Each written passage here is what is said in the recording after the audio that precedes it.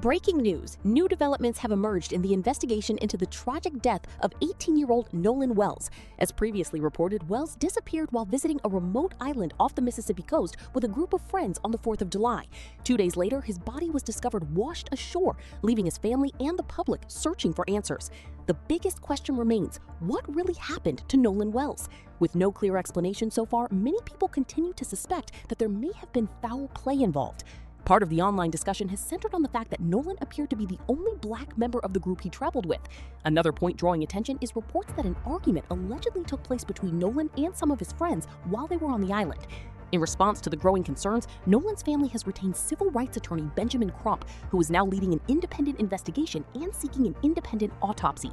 On Wednesday evening, Crump spoke with ABC News about the case and his decision to represent the Wells family. During the interview, another startling detail was revealed. According to Nolan's parents, they discovered that messages had been deleted from his phone before it was returned to them by one of the friends who had been with him on the island. That revelation has only intensified calls for a thorough and transparent investigation as the family continues to seek answers about what happened in Nolan Wells' final hours. What was going on with his cell phone? Yeah, and that's something that's really troubling to his family as well. The guys on the boat, they said Nolan stayed, but they took his cell phone? That's not adding up to them. Then when the family gets the cell phone back, Lindsay, they're saying they are trying to understand why they're deleted messages. And so, as the investigation continues, public attention remains focused on the group of friends who traveled to Horn Island with Nolan Wells. Their limited public comments have led to widespread speculation online, although no official findings have connected any of them to Nolan's death. On Wednesday, Ashley Cole, the mother of Warren, one of the young men who was on the trip, released a public statement after social media users began accusing her son and questioning her role as a judge. In her statement, Cole expressed sympathy for the Wells family, saying her family mourns Nolan's loss and continues to keep his loved ones in their prayers. She stated that Warren considered Nolan a close friend and said the online rumors had shifted attention away from the Wells family's grief. Cole explained that she temporarily deactivated her Facebook account because of the intense reaction on social media and concerns for the safety and privacy of her children. She emphasized that she and her husband have 6 children and did not want photos of their minor children circulating online. She also noted that she has known Nolan's family for many years, having grown up in the same community as Nolan's mother, and said she has deep respect for the Wells family.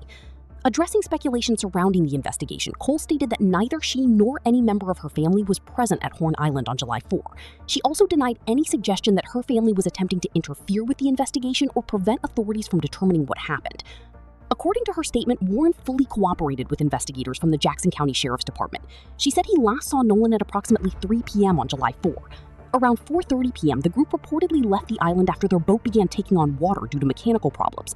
Cole said Nolan chose to remain on the island and planned to return later with another group. Cole also addressed criticism over deleting her social media accounts, explaining that the decision was made solely to protect her family's privacy during a highly emotional situation. She added that her family hopes the public's attention remains focused on supporting the Wells family rather than spreading rumors online. Despite those statements, and despite local authorities saying they have not found evidence of foul play, Nolan Wells' family continues to push for answers. Civil rights attorney Benjamin Crump, who now represents the Wells family, has pointed to what he believes are important inconsistencies in witness accounts. During an interview with ABC News, Crump highlighted one example involving Nolan's final known movements. According to one witness, a young woman who had been speaking with Nolan said he told her he was heading back to the boat. However, statements attributed to the young men on the boat reportedly indicated that Nolan had told them he intended to stay behind with her. Crump questioned how both accounts could be accurate, saying the conflicting statements raise important questions that investigators still need to answer. At this point, one fact remains undisputed. Nolan Wells lost his life, and his family is still searching for a clear explanation of what happened that day. According to Crump, the results of the family's independent autopsy are expected soon and could provide additional information about Nolan's death. If reports that text messages were deleted from Nolan's phone are confirmed, digital forensic investigators may be able to recover that data, which could help establish a more complete timeline of the events on Horn Island. As the investigation moves forward, Nolan's family continues to call for a full, transparent, and independent review of the case in hopes of finally learning what happened to their son.